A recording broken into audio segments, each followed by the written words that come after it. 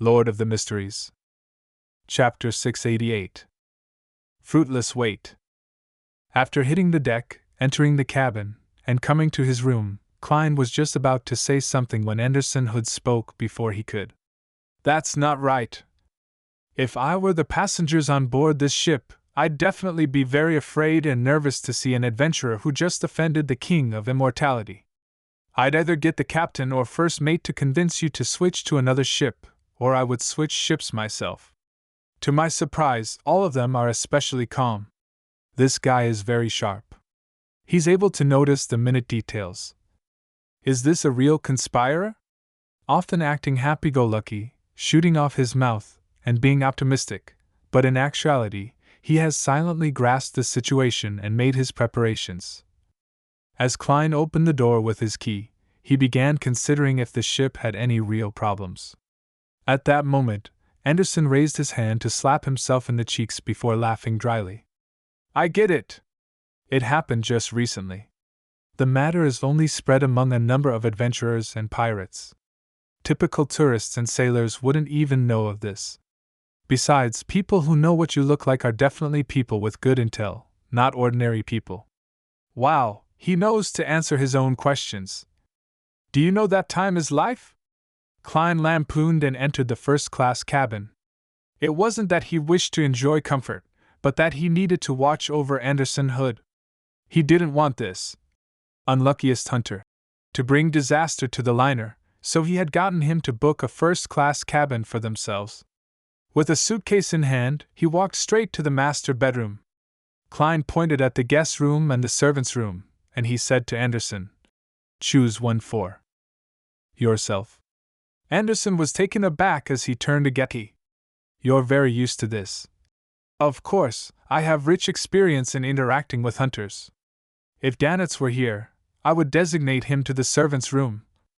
Klein didn't answer as he entered the master bedroom. 1:30. The steam engine whistled as the liner set off on time. After hanging his coat, Klein walked out of the master bedroom in pants, a shirt, and a vest. He looked out the window at the horizon. Thanks to the wind, the green waves ebbed as they spread along the outline of Toscarter Island, inch by inch. That's no way to see the full situation. Anderson came over and smiled. "You can only ensure that there are no problems from one of the flanks, and the death announcer might appear from the other flank, or the front. The best option is to climb up to the crow's nest. Haha, there's definitely a crew member there, but an experienced hunter or pirate has 100 means to fool his senses." Klein turned around and looked at Anderson with a stoic expression. "Well said. I'll leave this to you." "Ah?" Anderson was taken aback. He snapped to his senses and asked in surprise, "You don't have any other means to observe?" Without any other means to observe, how was he to lay a trap for the King of Immortality? "No." Klein nodded his head with abnormal frankness. "I can only rely on you." "Who gave you the courage to leave under the King of Immortality's scrutiny?" Anderson was momentarily speechless. As he muttered to himself, "Don't stop me. I'm jumping ship." He left the cabin room and headed for the bottom of the crow's nest. In theory, King of Immortality Agalito, or the Death Announcer, should have long sensed my ill intent and sensed the danger that stems from me. Then, will they attack? Will they believe that I'm at the level I show myself as and that I don't have any help, or will they suspect that some powerhouse who can interfere in their premonition for danger did something? Klein retracted his gaze from the door and looked once again at the sea outside. After a while, he suddenly sensed something as he quickly activated his spirit vision and turned his head to look to the side. The tall skeleton messenger burrowed out of the ground, the black flames in its eye sockets jumping slightly. It only revealed its upper body, so it wasn't too much taller than Klein. It looked at him at eye level and handed him a letter in its hand. Mr. Azek replied pretty quickly this time. Klein politely nodded and received the neatly folded piece of paper. After the skeleton messenger collapsed and disappeared, he unfolded the letter against the sunlight coming in from the window. "I'm very happy to hear about your advancement. Your travels have been more interesting than I had imagined. Those waters are indeed very dangerous. I vaguely remember that it might have to do with the source of the cataclysm. As for why there's a remnant aura of ancient death there, I'm not too sure. I will keep your warning in mind. Before completely recovering my memories, I will not enter those waters. The true creator's ravings aren't pleasant to the ears. I'm somewhat interested in the ring worn by Admiral Hell. However, I've recently been embroiled in some past matters. I might need some time before I pay him a visit. Upon seeing this, Klein couldn't help but smile. After replying to Mr. Azek, I'll tell him that I have the means to lock onto Admiral Hell Ludwell's location. I must get him to bring me along with him when he pays a visit. Oh no, I didn't divine the location of the Murloc cufflink recently. I'm not sure if Ludwell has discovered it or thrown it away. Yes, I'll divine it above the gray fog after I confirm that the death announcer isn't pursuing me.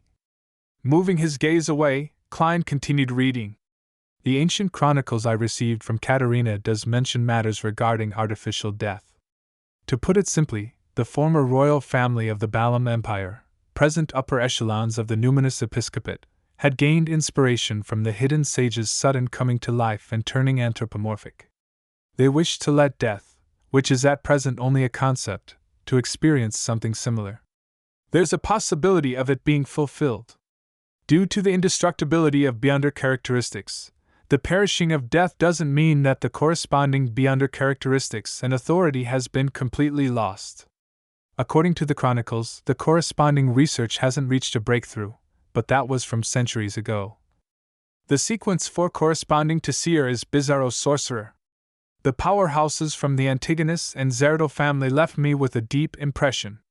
Even though I've already forgotten the details, my recollections are still able to bring me some feelings of fear. As for where to get the formula and ingredients, I'm not sure. Perhaps you can consider switching to neighboring pathways. I've already recalled matters regarding this. You can choose Sequence 4 Secrets, Sorcerer of the Apprentice pathway, or Sequence 4 Parasite of the Marauder pathway. However, I vaguely remember that these 3 pathways only allow switching at Sequence 3. Indeed. There's only a roads left. Klein forcefully produced a grin. After reading the reply, he took out a pen and paper and wrote down parts of the content he had already thought of, as well as asking about the exact definition of a mythical creature. After putting down the pen and paper, he wasn't in a hurry to summon the messenger. He planned to wait for the death announcer to appear before adding the request for help into the letter, and then mailing it out. This way, he could hold out for some time with the Sea God's scepter, and he might even have Mr. Azek tear through the spirit world to rescue him. When the time came, the two of them could join forces and have a chance to claim the death announcer as theirs. As for why he didn't write it ahead of time, it was because a devil might not come again due to their premonition for danger. Of course, Klein had no idea whether they could sense the exact contents of his current ill intent. After patiently waiting for a few hours, Klein heard the door open. When he looked back, he saw Anderson stroking the side of his face. He walked in with mixed emotions. The death announcer hasn't appeared. We've completely left the waters around Toscarter Island. The King of Immortality actually didn't seek revenge. This fellow is more impressive than I imagined. Anderson sighed inwardly. Klein gave a regretful nod, walked to his coat rack, and took his coat and hat in preparation to head for the dining hall. In a secret chamber, a small red gloves team was discussing a case they were on. Soul Assurer Soist held a chalk and pointed at a blackboard.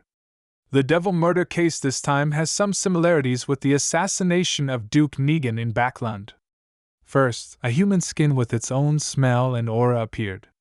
This is something that hasn't appeared in many of the devil-related cases in the past. Second, there's more than one devil. They take turns wearing the human skin in order to carry out their normal activities to conceal their partner's evil acts. Finally, they're suspected of belonging to the Beria family. At that moment, Leonard, who appeared to be listening attentively in the corner, couldn't help but recall something when his captain mentioned Backland.